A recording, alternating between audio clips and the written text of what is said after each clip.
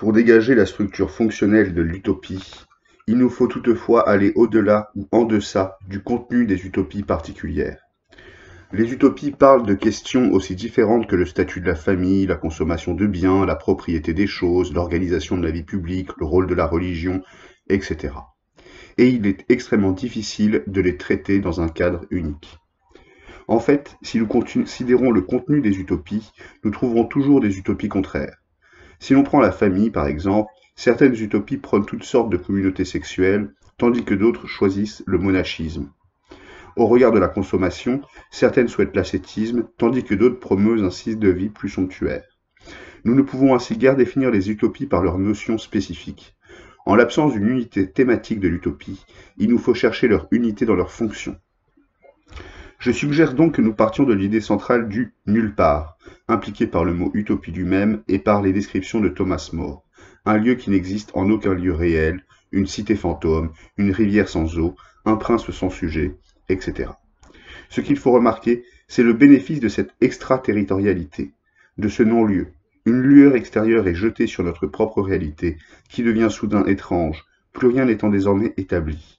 Le champ des possibles s'ouvre largement au-delà de l'existant et permet d'envisager des manières de vivre radicalement autres. Ce développement des perspectives nouvelles, alternatives, définit la fonction de base de l'utopie. Ne pouvons pas nous dire que l'imagination elle-même, à travers sa fonction utopique, a un rôle constitutif en nous aidant à repenser la nature de notre vie sociale? N'est-ce pas par l'utopie, ce pas de côté, que nous pouvons radicalement repenser ce qu'est la famille, ce qu'est la consommation, ce qu'est l'autorité, ce qu'est la religion, etc. L'imagination d'une autre société située nulle part ne permet-elle pas la plus fantastique contestation de ce qui est? Si je devais rapporter cette structure de l'utopie à la philosophie de l'imagination, je dirais qu'elle se rapproche des variations imaginaires autour d'une essence que propose Husserl. L'utopie permet des variations imaginaires autour de questions comme la société, le pouvoir, le gouvernement, la famille, la religion. Le genre de neutralisation qui constitue l'imagination comme fiction est à l'œuvre dans l'utopie. C'est pourquoi je propose de considérer l'utopie, prise radicalement dans sa fonction d'introduire un nulle part dans la constitution de l'action sociale ou de l'action symbolique, comme la contrepartie de notre première conception de l'idéologie. Nous pourrions dire qu'il n'y a pas d'intégration sociale sans subversion sociale. La réflexivité du processus d'intégration s'effectue à travers un processus de subversion. Le point de vue de nulle part permet de mettre le système culturel à distance. Nous le voyons de l'extérieur précisément à cause de ce nulle part.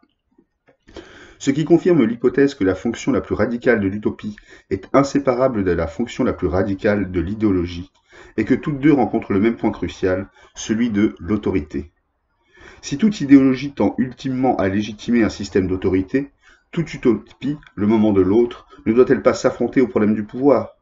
Ce qui est, en fin de compte, en cause dans l'utopie, ce n'est pas tant la consommation, la famille ou la religion, mais l'usage du pouvoir dans chacune de ces institutions. Et l'utopie n'est-elle pas rendue possible parce qu'il existe un problème de crédibilité dans tous les systèmes de légitimation et d'autorité? N'est-ce pas, en d'autres termes, la fonction de l'utopie que d'exposer ce problème de crédibilité qui surgit là où les systèmes d'autorité excèdent à la fois notre confiance en eux et notre croyance dans leur légitimité? Le point d'inflexion de l'idéologie, celui où sa fonction intégratrice se retourne en distorsion, est donc aussi celui de l'utopie.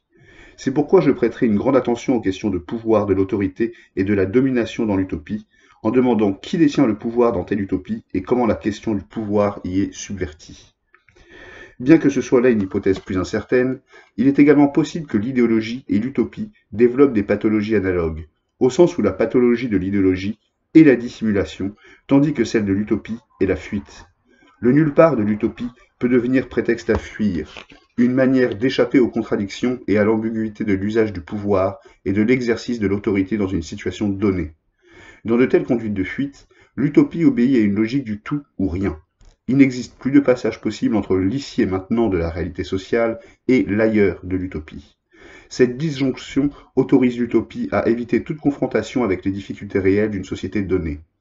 Tous les traits régressifs dénoncés si souvent chez les penseurs utopistes, tels que la nostalgie du passé, la quête d'un paradis perdu, procèdent de cette déviation du nulle part à l'égard de l'ici et maintenant.